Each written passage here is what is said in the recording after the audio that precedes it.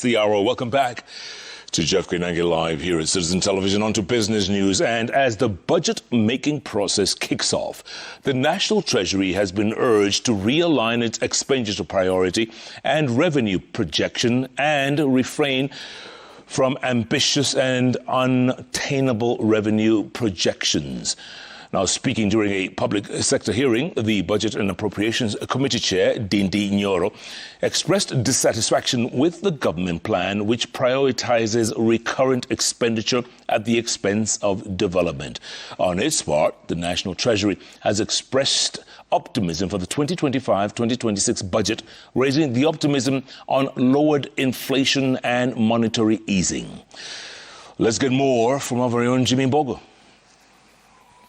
In what appeared to be a breakaway from the norm of previous engagements on budgetary matters, the National Assembly Budget Committee Chair Dindi Nyoro was the first to put the National Treasury to task over the misaligned priorities in budgeting. The lawmaker taking issues with the continued revenue shortage occasioned by an exaggerated revenue projection, which he says has left the country exposed to debt, a trend that he hopes can be brought to an end in the forthcoming budget cycle. We keep doing the same mistake all the time. For the last 10 years, our ordinary revenue has only been achieved 67% for the last 10 years on average. Now, if then you always have a downfall or a shortfall between our targets and the actual revenue, then why do we always then have to target higher? You will see that in July, KRA missed the target by 35 billion. In August, it missed the target by 25 billion. In September, which is normally a tax month, it made good progress and only missed the target by 10 billion.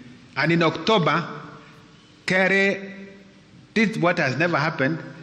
It raised 208 billion against a target of 201. The budget chair has also intensified calls for the privatization of state-owned enterprises to ease pressure on government expenditure, noting that recurrent expenditure continues to outpace development expenditure, denying Kenyans value for money. If we want to unlock the value of our corporations and especially state-owned enterprises, we have to dilute government from these institutions. Government can still control Kenya Power with 25% stake, as it controls Safaricom when it wants, in terms of being a shareholder at 35% stake. Treasury has expressed cautious optimism about Kenya's fiscal trajectory, noting that lower global interest to implementing prudent policies and fostering institutional efficiencies. Chairman, the 1 trillion that you spoke about being in our budget, we are taking measures, working with Central Bank, to make sure that we lower borrowing cost.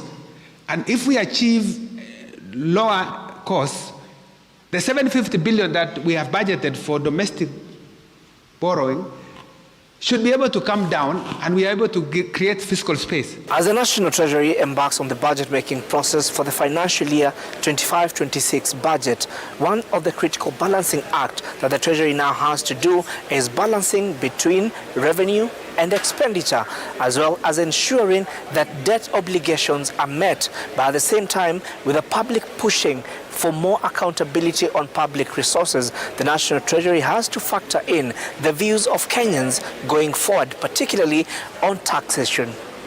Jimmy Mbogo, Citizen TV, Nairobi. All right, Jimmy, thanks so much for that. And speaking of Kenya Power,